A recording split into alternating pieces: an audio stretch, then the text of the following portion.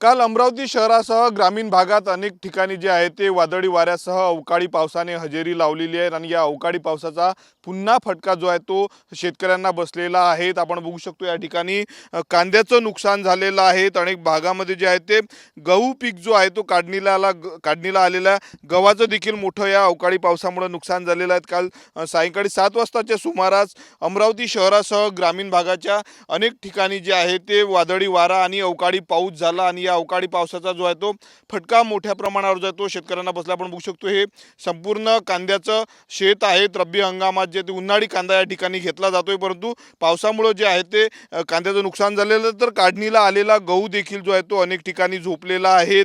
मोठं नुकसान यावेळेस शेतकऱ्यांचं झालेलं आहे।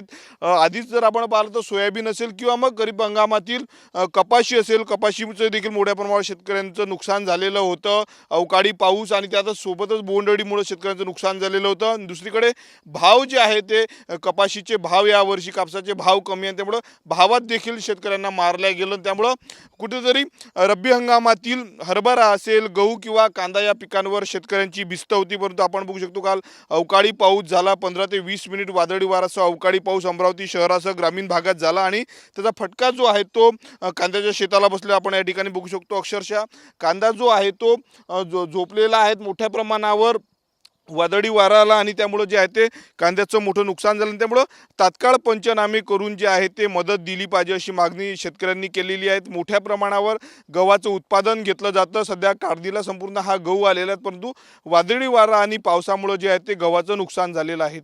कॅमेरामॅन निकेत दातोंडेसह मी स्वप्नील उमाप, TV9 मराठी, अमरावती।